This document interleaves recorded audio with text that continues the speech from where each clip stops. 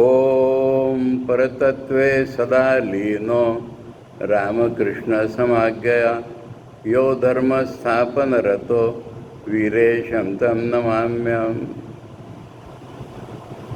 We are studying here Swami Vivekananda's Jnana Yoga, and in that the third lecture called Maya and Illusion.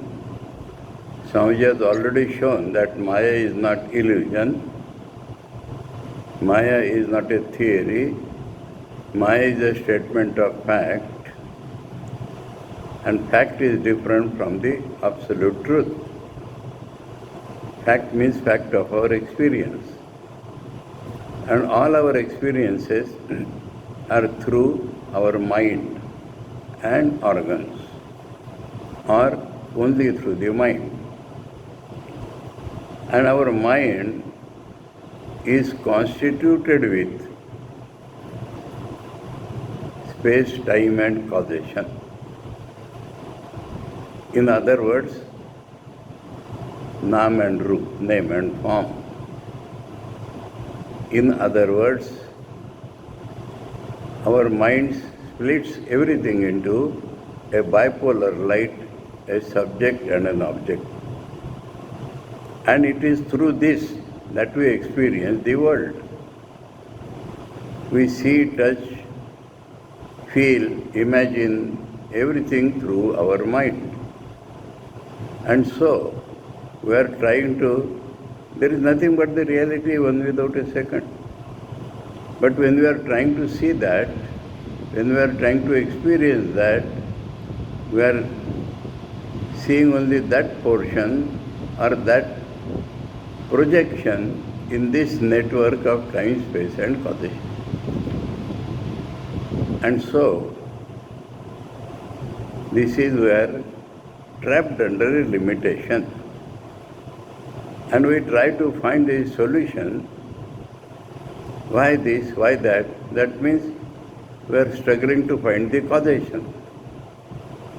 And we are living within that causation. So long as we are in the causation, we cannot find a solution of what caused this. If we come out of that projection, then we will not find any problem at all. There will be no causation. The reality, Swamiji has already shown in the previous lectures, the real nature of man. The real nature of man is infinite, unchanging, and so when there are no changes, the concept of time does not arise, space does not arise, and causation has no place. And so, all our struggles in this life, Swamiji has shown one after the other in a brilliant way. We try to go beyond, but we are working in this limitation. And this is called Maya. And now, he is looking for the solution. And while looking for the solution of this problem, he finds there are various religions. Now this I will tell you is the view of the broadest view of the Advaita Vedanti. I should say the real view of the Advaita Vedanti. That he considers all religions. Actually in a previous lecture he has said even the science as struggles. For what? In the first lecture on necessity of religion, Swamiji had told, man struggles to go beyond his senses. Man struggles to go to infinity. And this struggle is religion. Though the religion may consciously not feel it, and yet they are struggling to break the bonds. So, that topic Swamiji takes up now. We are toward the end of the lecture, Maya and Illusion, and there we start with this paragraph. All religions are more or less attempts to get beyond nature. Nature means what we see outside. Mayam tu prakritim vidyat. Mainam to Maheshwaram. Shvatashra Upanishad has told us. That means this Prakriti, we call nature as Prakriti. And Prakriti is our limited view of the reality. And that is Maya. So Maya is Prakriti. So Swamiji talks that all religions are more or less attempts to get beyond nature. That means get beyond Maya. Now, all religions and more or less attempts, Swamiji explains, the crudest or the most developed, crudest, that means unformed properly, or most developed, expressed through mythology. So some religions express their struggle not through a particular philosophy, but through mythology. We have seen that in Swamiji, how that Manu and all that mythology or symbology. Some symbols we use to worship God. But what is God? Something beyond nature. Stories of gods, these Puranas, angels or demons, these are all Puranas, stories. Stories express the struggle to get beyond nature, or through stories of saints or seers, through lives or stories, Itihas or Puranas.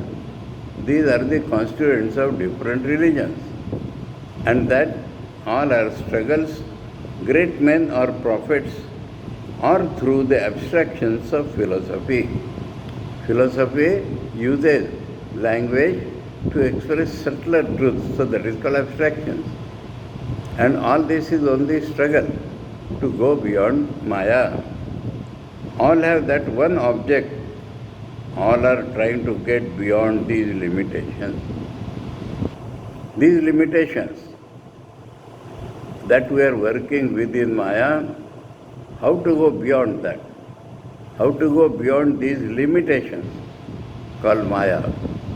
That is all religions are struggling for.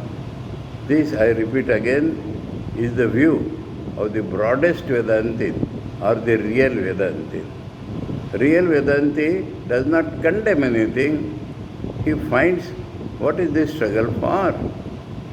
And so, he finds the struggle is to come out of Maya. In one word, they are all struggling towards freedom. Another idea, freedom from the bondages, bondage of Maya. This limitation is our bondage. And so get out of that limitation means to be free. Freedom is the struggle. Mukti is the struggle. And that mukti, the definition of mukti will be to go beyond Maya. Man feels, consciously or unconsciously. This conscious is not God. Consciously means our superficial mental observation is called consciousness.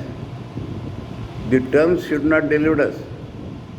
We use consciousness for defining God, existence, knowledge, bliss, or existence, consciousness, bliss. That consciousness is not meant here. Here consciousness means that which plays upon our mind. And sometimes it does not clearly play upon our mind. So unconsciously. Unconsciously means in the deeper layers of the mind this is working, though not expressed on the surface level. Consciously or unconsciously, that he is bound. So we feel, whether clearly or not clearly, that we are bound. He is not what he wants to be. He is not, because he is infinite by real nature, so the struggle is to infinity. But that he is not finding, so he is struggling.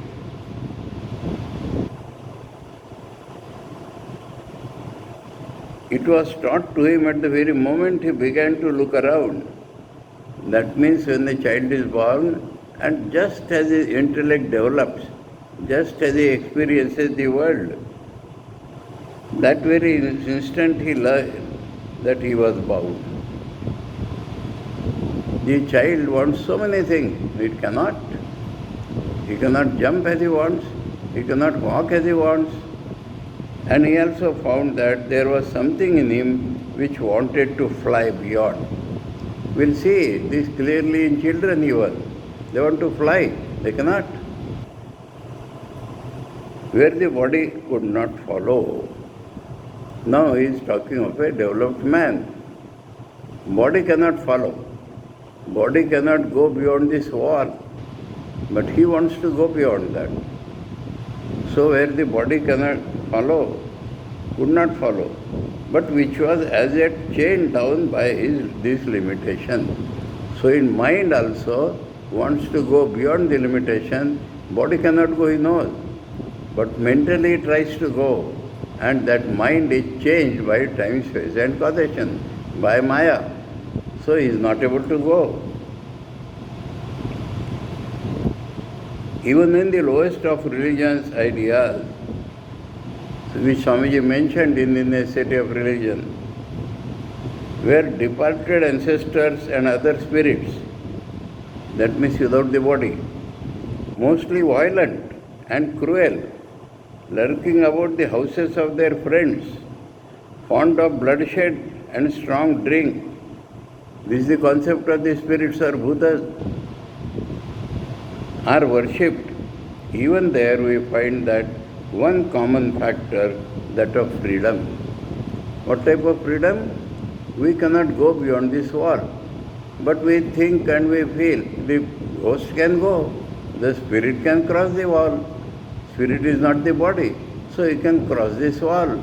So this is one struggle. And that he worships. The man who wants to worship the gods, now this is Bhuta Preta. There are devatas. Angels are called in Christianity. The Indian philosophers called it gods. Even when you worship the gods, the man who wants to worship the gods sees in them, above all things, greater freedom than in himself. The devatas may not be absolutely free. Absolutely free will be the Saguna Brahma. But the devatas are relatively more free than me. If a door is closed, he thinks the gods can get through it, and that walls have no limitations for them. This idea of freedom increases until it comes to the idea of a personal God. So the ghosts have more freedom than me, gods have still more freedom than me. This idea increases, and we find the personal God is beyond all limitation, of which the central concept is that he is a being beyond the limitations of nature, of Maya. Swamiji has himself equated it here. So God is beyond Maya, God is called Maya Desha, God is beyond any law which the Prakriti makes, God makes all the laws. These are the different concepts of the personal God. I see before me as it were, Swamiji is telling. But we know, Swamiji had this clear experience when he was traveling through Himalayas. He saw literally, he experienced the Shata Rishi and his utterances. Swamiji is even said to have learned the Vedic chanting from what the rishis were chanting. So here, because he is talking to the so-called rational mind of the Westerners, he is using the word as it were. I see before me as it were that in some of those forest retreats, this question is being discussed by these ancient sages of India, how to get beyond freedom, beyond limitation. And in one of them, where even the oldest and the holiest fail to reach the solution, a young man stands up in the midst of them and declares, Here ye children of immortality. Here ye who live in the highest places. Aye dhamani divyani tastu. I have found the way. By knowing Him who is beyond darkness, we can go beyond death. Vedaham etam purusham puranam. Aditya varnam tamasa parastat. Tameva viditva atimrutyumeti. Nanya pantha vidyatya enaya.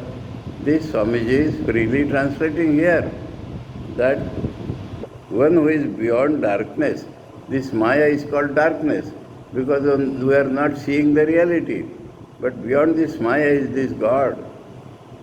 And by knowing Him, that means by realizing Him, by experiencing what He is, we can go beyond death.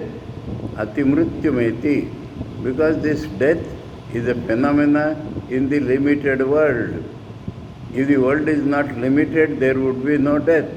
And I can cross this death by going beyond Maya, by going to that person, by knowing that person who is beyond Maya.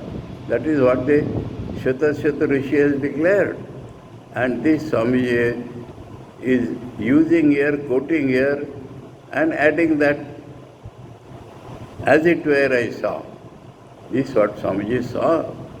So, he has shown that all religions from the lowest to the highest, culminating in Shataswata, because in the beginning itself Swamiji has told this concept of Maya is fully developed in Shataswata.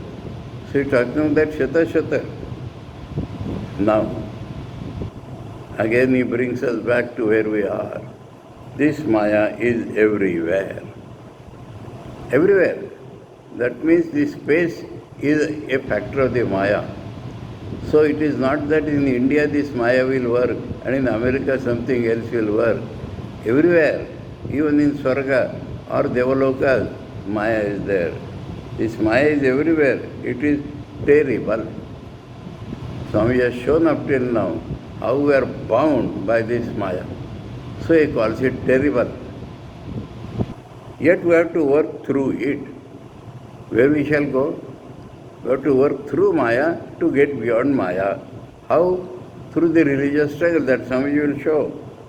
The man who says that he will work when the world has become all good and then he will enjoy bliss is all likely to succeed as the man who sits beside the Ganga and says, I will ford the river when all the water has run into the ocean.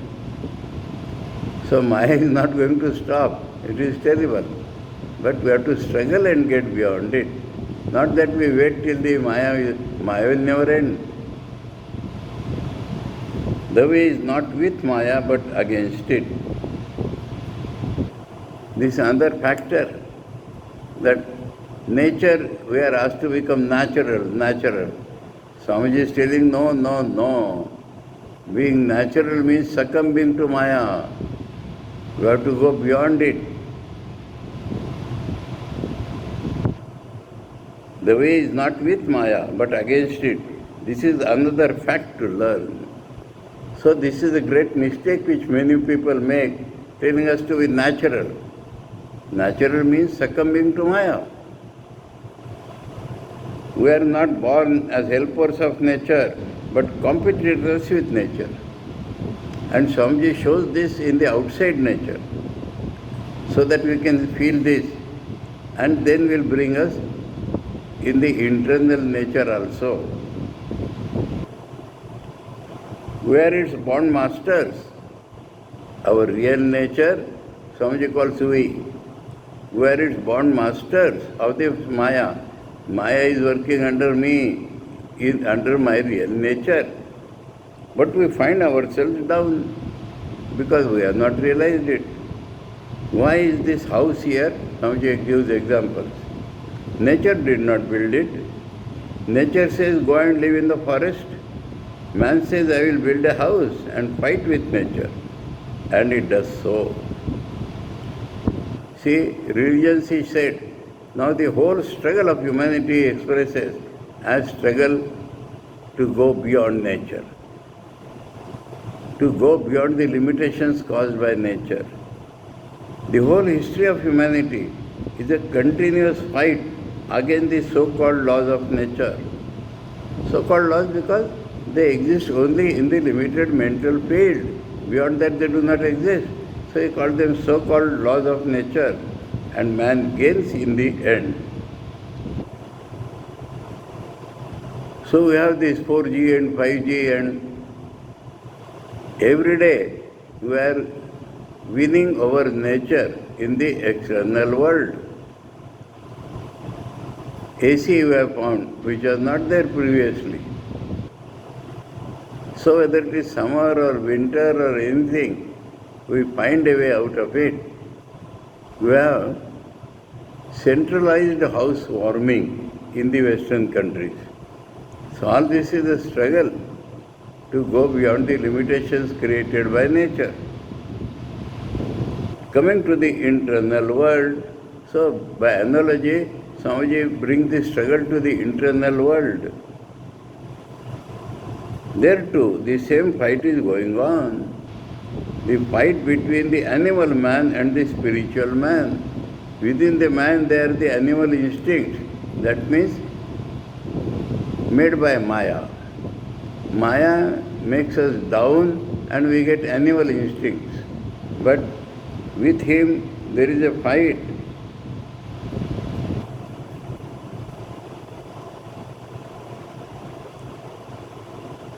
Animal man and the spiritual man. Spiritual man means the man who is struggling to go beyond nature. So that struggle is inside, between light and darkness. Because Maya is darkness, it is not truth. And light means our real nature. So there is a struggle between these. And here too, man becomes victorious in the end. And that victory was shown through that shloka of this mantra of the Shvetasvatar Upanishad. He, as it were, cuts his way out of nature to freedom. So, here we will find the lecture has abruptly come to an end. And I will have to tell you a story behind that, though mystery is involved in that from the ordinary human point of view. We have seen how big is this lecture. Maybe it has taken more than 2 hours. And Swamiji has raised the minds of everybody on this by this lecture. And Sri Ram Krishna appeared before him and said, Naren, stop, stop. They will not be able to bear more than this. So Swamiji went in his own flow and he carried all the people with him in his flow. Now we are discussing this after 100 years. But more than 100 years, 1896, 125 years exactly. But in his time, Swamiji was pulling the people to go beyond Maya, to make them feel Maya and to go beyond. And Sri Ramakrishna appeared and said, Naren, they will not be able to follow now. Stop, stop. So we see an abrupt end has come to this lecture. Swamiji has just summed up, and he will expand this idea again in 2 more lectures. Then only the topic will be completed. But this lecture has come to an almost abrupt end. So, he declares that man shall go beyond. We see then how to go and all that we will discuss in another lecture. We see then that beyond this Maya, the Vedantic philosophers find something which is not bound by Maya. And if we can get there, we shall not be bound by Maya. Our real nature, call it God, call it the transcendent reality. This idea is in some form or the other the common property of all religions. So he again expansively shows that all religions have this idea basic. They are strugglers, though they may not be clearly aware of it. while Vedanta is very expressly aware how to get beyond Maya. But with the Vedanta, it is only the beginning of religion and not the end. This is something. What is the beginning of religion? Personal God. What is the end of religion? Nirguna Brahman. So Swamiji says, all religions except Vedanta do not go beyond this personal God.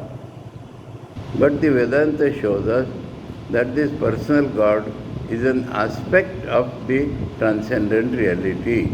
And so Swamiji said, a little abrupt, but Swamiji is ending now.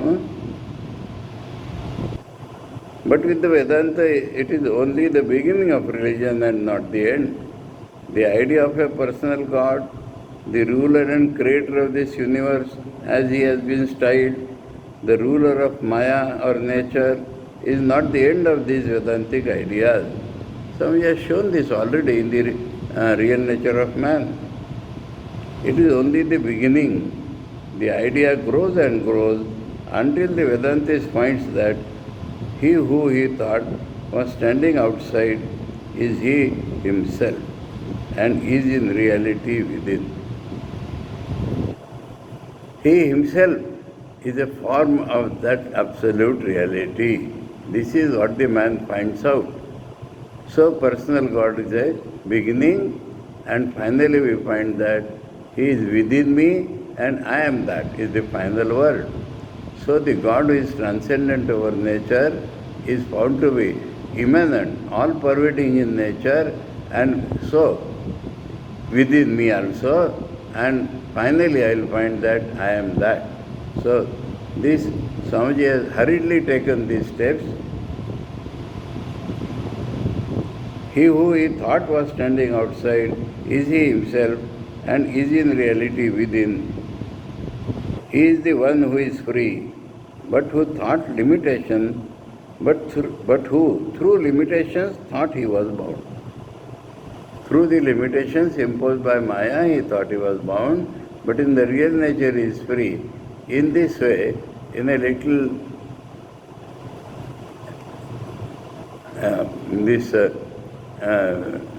abrupt way, he has come to the end of this lecture, and we go to the next lecture. Swamiji will take up this topic actually in the still next lecture. And this lecture was called Maya and Illusion. That lecture will be called Maya and Freedom.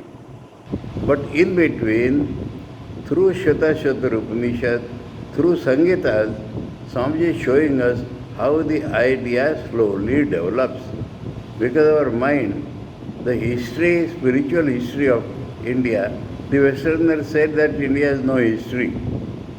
Indians did not think history when the king was born and he died and he fought, and that is no history. History means how a man struggled and evolved more and more. So history in India means history of philosophy. History in India means history of religion. History in India means spiritual history of man. And so now, when we go through history, we get more courage. We know what are the steps and how slowly through those steps we can rise. And so, this personal God and the impersonal reality, before that concept is reached, Swamiji will show how the idea develops. He has told it in brief here, that the ghost can cross the wall, the devas can cross this wall, but now, is how this idea develops in the pure mind, how this idea develops in a man who is developing, that Swamiji shows now in the second lecture, Maya and the evolution of the conception of God. God does not evolve, but whole problem is our concept of God, which is in Maya. But through struggle, this concept of God will evolve. And background is Maya, within Maya. But within Maya, the concept is growing, trying to go beyond Maya. So that is now the next lecture. We take up Maya and the evolution of the conception of God, delivered in London, 20th October 1896. The previous lecture was 15th October and next will be 22nd. That means Swamiji was lecturing twice a week, either Sunday and Friday, most likely Sunday and Friday, or maybe Tuesday and Sunday, like that, 5 days and then 2 days, that is the gaps we see. So now we are in the second lecture. We have seen how the idea of Maya, which forms as it were one of the basic doctrines of the Advaita Vedanta, is in its germ found even in the Samhitas. Swamiji started like that. In the Samhitas, Indro Maya vi Pururupayate was from the Samhita. Samhita, I told you, Vedas has 3 parts. The Devata Jnana, the collection of hymns for Devatas, is the Samhita portion. Then the Brahmana is the Karma Kanda, Aranyaka is the subtler portions. So we are tracing back the ideas now in the Samhita portion. So we'll find that the basic doctrines of in its germ found even in the Samhitas, and that in reality all the ideas which are developed in the Upanishads are to be found already in the Samhitas in some form or other. So development of the concept is going on from Samhitas to the Upanishads.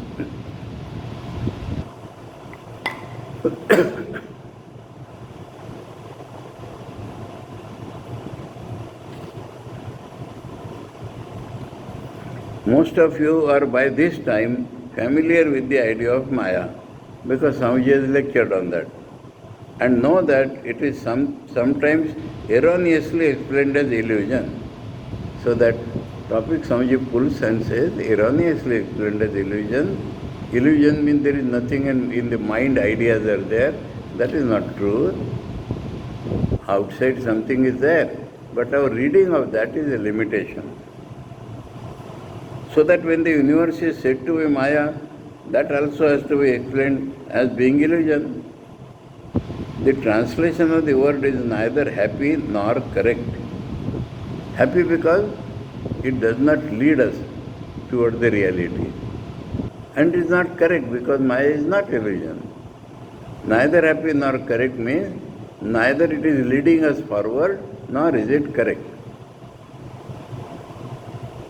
Maya is not a theory, it is simply a statement of facts about the universe as it exists. Swamiji has explained this clearly. Universe as it exists, and to understand Maya, we must go back to the Samhitas and begin with the conception in the germ. So how the idea develops, that Swamiji is taking us back. We have seen how the idea of the Devas came. Devas means gods. At the same time we know that these Devas were at first only powerful beings, nothing more. So first idea is our power is limited. What are Devas? Powerful beings. So the first idea of Devas is only more power than us.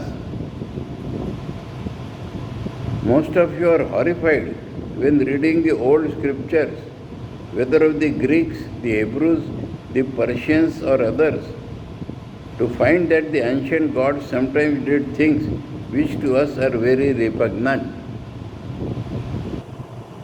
So, moral, immoral by our standards, but they were more powerful. So, Swamiji is telling our ideas were developing. God is the same. We could not find anything wrong that in those days. Now, in our cultured mind, we are finding that to be repugnant.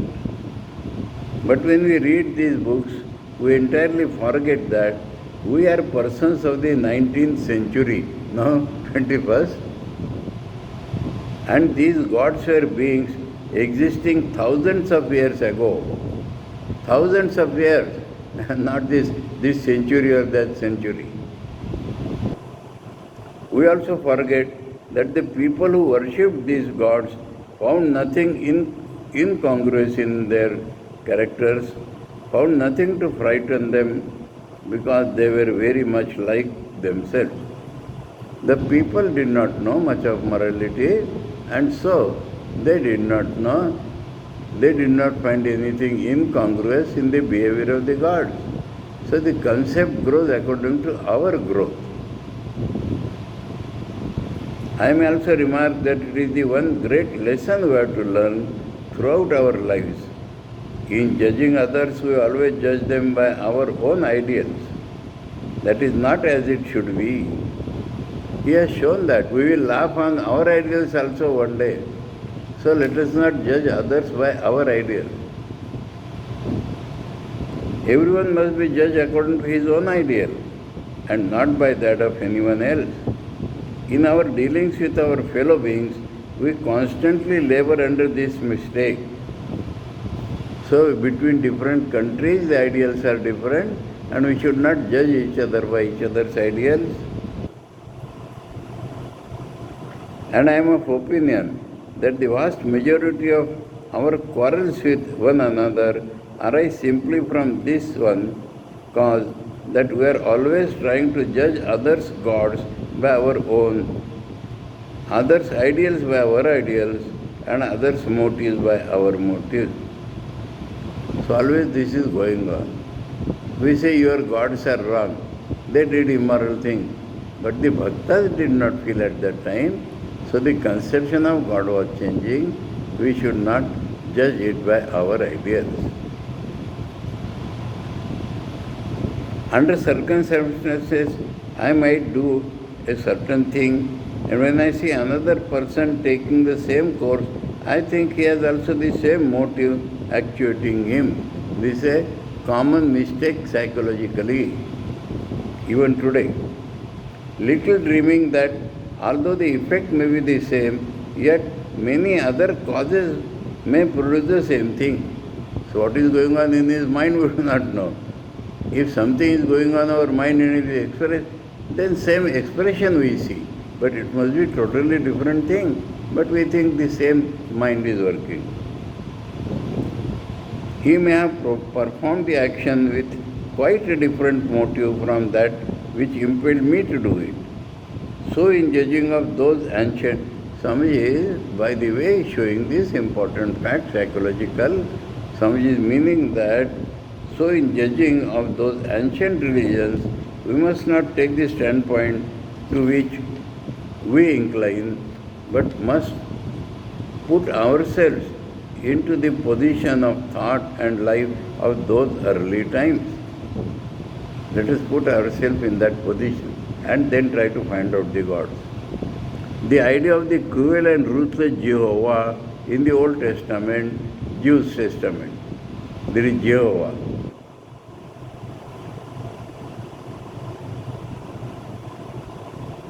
Has frightened many. But why? What right have they to assume that the Jehovah of the ancient Jews must represent the conventional idea of God of the present day? Present day you have conventional idea of God, that also will change. Why you are judging the Jehovah by that standard? And at the same time we must not forget that there will come men after us who will laugh at our ideas of religion and God in the same way that we laugh at those of the ancients. Yet through all these various conceptions runs the golden thread of unity. So Swamiji is saying the golden thread of unity, the succession of the evolution of the concept. And it is the purpose of the Vedanta to discover this thread. So this is Vedanta, broad Vedanta or the real Vedanta.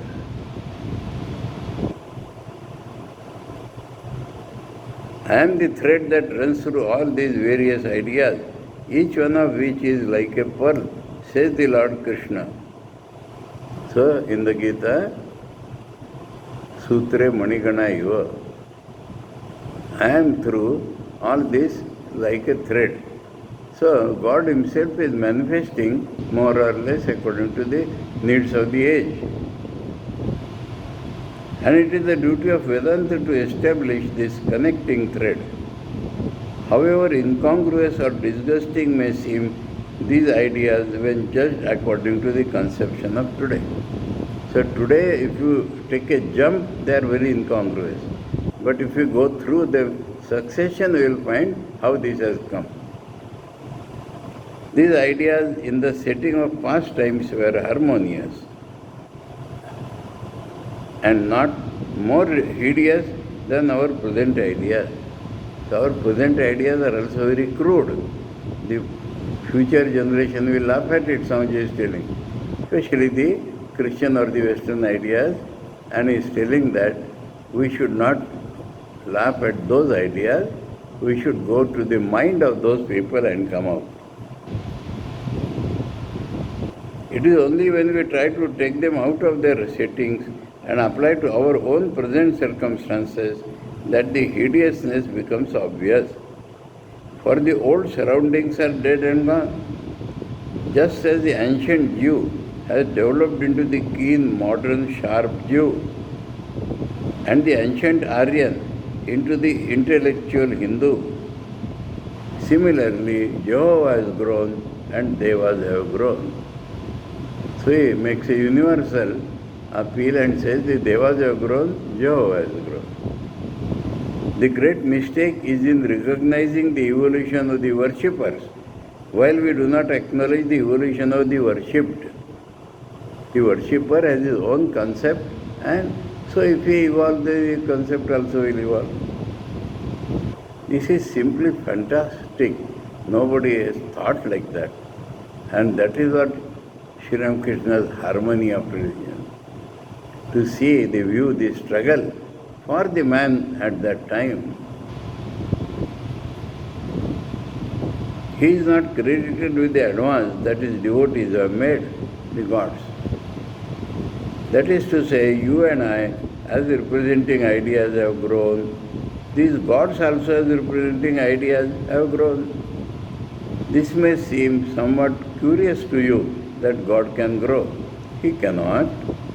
He is unchangeable. In the same sense, the real man never grows. He manifests more and more. But man's ideas of God are constantly changing and expanding, growing. We shall see later on how the real man behind each one of these human manifestations is immovable, unchangeable, pure, and always perfect.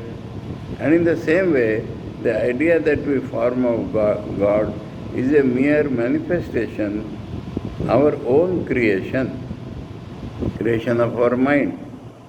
Behind that is the real God, who never changes, the ever pure, the immutable, means unchanging. But the manifestation is always changing, revealing the reality behind more and more. When it reveals more of the fact behind, it is called progression. When it hides more of the fact behind, it is called retrogression. Thus, as we grow, so the gods grow. From the ordinary point of view, just as we reveal ourselves as we evolve, so the gods reveal themselves. Swamiji is showing us the evolution. We shall now be in a position to understand the theory of Maya. It is for the understanding of the Maya that Swamiji is bringing the concept of God. In all the religions of the world, the one question they propose to discuss is this: why is there disharmony in the universe? Disharmony is due to Maya. Why is there this evil in the universe? We do not find this question in the very inception of primitive religious ideas, because the world did not appear incongruous to the primitive man. Circumstances were not inharmonious for him. There was no clash of opinions. To him, there was no antagonism of good and evil. He used to accept the facts as facts. There was merely a feeling in his own heart of something which said yeah and something which said nay. So So the concepts of moral standards were not there. In his heart, yes or no came and he behaved according to them. The primitive man was a man of impulse. He did what occurred to him and tried to bring out through his muscles whatever thought came into his mind. And he never stopped to judge and seldom tried to check his impulses. So with the gods. Through the human evolution, Swamiji can explain the gods.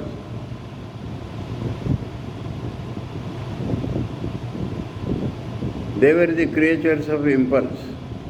Indra comes and shatters the forces of the demons.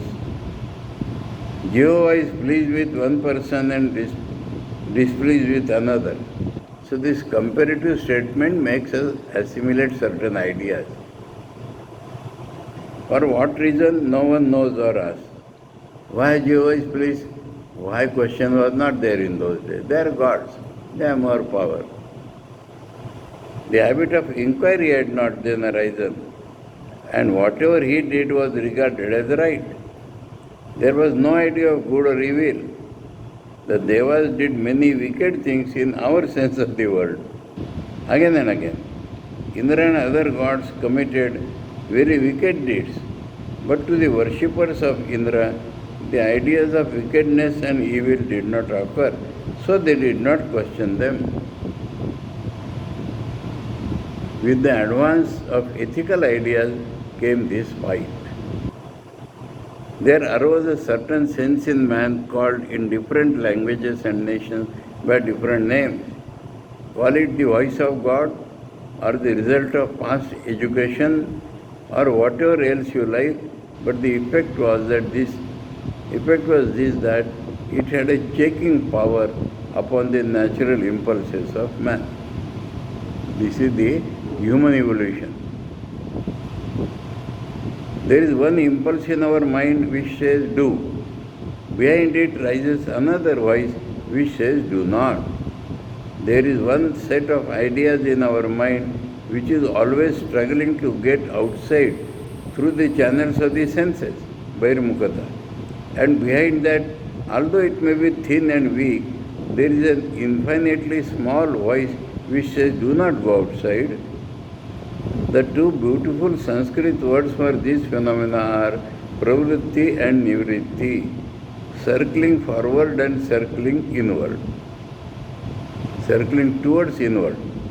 It is the circling forward which usually governs our action. Pravritti is the very nature of man, of the lower man. When he evolves, then nivritti takes place. Religion begins with this do not. That Swamiji has shown in the previous lecture. Renunciation. He cannot express infinity outside, and so he does not. Spirituality begins with this do not. When the do not is not there, religion has not begun. And this do not came, causing man's ideas to grow, despite the fighting gods which they had worshipped. So gods were fighting, they were worshipping those gods, but then morality developed, renunciation developed, and they grew, and then they understood the gods have to grow. A little love awoke in the hearts of mankind. It was very small indeed, and even now it is not much greater. You understand? Love means unselfishness. So Swamiji says even now it is not greater. Lot of selfishness is there, but it grew a little. It was at first confined to a tribe, embracing perhaps members of the same tribe. There was no families, and there were tribes. So we love people of our tribe. Our God loves our tribe. That was the idea. These gods loved their tribes, and each god was a tribal god, the protector of that tribe. And sometimes the members of a tribe would think of themselves as the descendants of their god. Surya Vansha, Chandra Vansha, So descendant of that god. Surya is the devata of that tribe, but they think that they are born of sun. Descendants of their god. Just as the clans in different nations think that they are the common descendants of the man who was the founder of that clan. There were in ancient times and are even now some people who claim to be the descendants not only of these tribal gods but also of the sun and the moon. Yes. Suryavanshi Chandravanshi. You read in the ancient Sanskrit books of the great heroic emperors of the solar and the lunar dynasties. They were first worshippers of the sun and the moon and gradually came to think of themselves as descendants of the god of the sun, of the moon, and so forth. So when these tribal ideas began to grow, there came a little love, some slight idea of duty towards each other, a little social organization. Then naturally the idea came, how can we live together without bearing and forbearing? How can one man live with another without having sometimes or other to check his impulses, to restrain himself, to forbear from doing things which his mind would prompt him to do? It is impossible. Thus comes the idea of restraint. The whole social fabric is based upon that idea of restraint. And we all know that the man or woman who has not learned the great lesson of bearing and forbearing leads a most miserable life. Yes. Anyway, society now, when these ideas of religion came, a glimpse of something higher, more ethical dawned upon the intellect of mankind. The old gods were found to be incongruous. These boisterous, fighting, drinking, beef-eating gods of the ancients, whose delight was in the smell of burning flesh and libations of strong liquor. Sometimes Indra drank so much that he fell upon the ground and talked unintelligibly. These gods could no longer be tolerated. The notion had arisen of inquiring into motives, and the gods had to come in for their share of inquiry. Reason for such and such actions was demanded, and the reason was wanting. Therefore man gave up these gods, or rather they developed higher ideas concerning them. So within the Samhita we shall find the various hymns representing various evolution ideas. They took a survey, as it were, of all the actions and qualities of the gods and discarded those which they could not harmonize and kept those which they could understand and combined them, labeling them with one name, Devadeva, the god of gods. The god to be worshipped was no more a simple symbol of power. Something more was required than that. He was an ethical god. He loved mankind and did good to mankind. But the idea of God still remained. They increased his ethical significance and increased also his power. He became the most ethical being in the universe as well as almost almighty. That is how the ideas grew.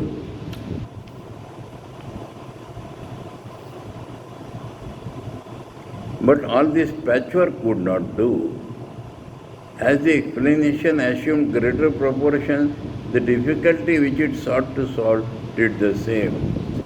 We shall take up this topic in the next term, how the ideas of God develops very beautifully. So we have shown through the Samhita into the Upanishads how the idea of God or conception of God goes on increasing till we find the perfect personal God or the impersonal Brahman. Om Paratatve Sada Lino Ramakrishna Samagya यो धर्मस्थापनरतो वीरेशं तं नमाम्यहम्। ओम शांति शांति शांति। हरि ओम तत्सत्। श्रीरामकृष्णार्पणमस्तु।